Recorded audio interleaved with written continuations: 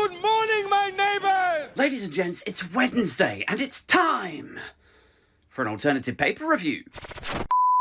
First up to the eye this morning, public disgust at betting farce. This is a story that the general public, polling-wise, survey-wise, we are absolutely disgusted, outraged, shocked, guys, that self-serving sociopathic Tories might use privileged information to enrich themselves. I know, guys. I was as shocked as you were that these guys, on their way out, would try to fill their boots. I mean, they're public servants, aren't they? Public servants abandoning their morals, their principles, to enrich themselves. It just doesn't sound like Tories. Meanwhile, following his well-publicised fallout with the Daily Mail, Nigel Farage runs to his new friends at the Daily Express. And this is the story that Mr. Brexit himself, whose Brexit project made it harder to collaborate with France with regards to refugees and sending supposed asylum seekers back to France. He made that situation immeasurably harder, right? So now this story is him saying, oh, well, we're going to stop paying money to the French Navy because what we're supposed to be paying them for is for them to help us out. That was the deal that was struck last year.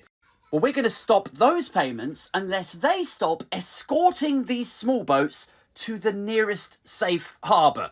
That is basically the crux of it, right? The French Navy or the English Navy, the lifeboat guys, whoever it is, they have a duty to escort these people, if they get in a flap, if they're in danger, to the nearest place of safety. Farage doesn't like that. Reform voters hate it because it, ties into this whole ECHR thing. Like, you have a duty of care to these people. You've got to save lives. Meanwhile, Farage and his lot are like, no, just no, guys. Like, no more money to France. No more support for their navy. We're going to declare the lifeboat organisation a terrorist cell. And basically, if they get into trouble in the middle of the channel, just let them die. And we want to leave the ECHR so that it's no longer an international crime for us to do that. That is basically the crux of this. Over to the Mail now. Starmer says Mail readers were right about Labour in 2019, and that is why we've changed. And I suppose this could be seen as just the latest attempt by Keir Starmer's Labour Party and Labour comms to court that sort of centre-right, Mail-reading, Sun-reading kind of subset of voters. Like, rather than challenge people on their outdated, boomerish sensibilities, what they're saying is, oh, no, you guys were right. And now we would very much like it if you just lent us your vote. And I suppose the only problem with that is that people on the left of Labour or traditional Labour voters will look at this like, well, why are you courting Mail readers?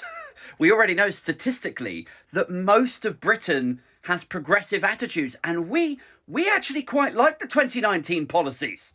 But, and, pre-warning, this probably will kill your spirit a little bit. What they've done is they've made a calculation, and they've decided that if they caught Mail and Sun readers with front page blurb like this, the constituency of left-leaning voters will still probably, by and large, vote Labour coming in the general election. They'll still vote Labour to get the Tories out, whereas the centre-right, Mail-reading, Sun-reading, they might actually capture a few extra voters on top of them with stuff like this. It is a calculation. Next up to the Daily Star, who report that NASA boffins have warned that we are doomed if an asteroid heads to Earth, even if it's detected like 14 years in advance. Please make it happen. Please make it happen. Next up to the Times, who report that the Church of England are warning that social media is the path to stupidity. Right. So the outdated institution who still believe in the big beardy ghosty man in the sky, they think that this shit is the path to stupidity. Which sort of begs the question, what does the path to wisdom look like according to the Church of England? Do they suppose that to avoid stupidity, to become wise, we should all follow this magic book comprised of stories that were written thousands of years ago, then burned, then banned, then translated, then retranslated, had entire sections sacked off, then banned again, then retranslated again, before finally being republished again in a way that bears absolutely no resemblance to the modern world. Like, I wonder if basing my morals and existence on all of that nonsense is wise. Do you think that's wise? Or might it be dumber than spending 5 minutes on TikTok? Finally, The Guardian report that Julian Assange is now free. Having struck a plea deal with the United States, he will return home to his homeland of Australia. He's free, guys, and he's being sent back where he came from. Reports that Farage is responsible for this, having threatened to withhold money from the airline, still yet to be confirmed.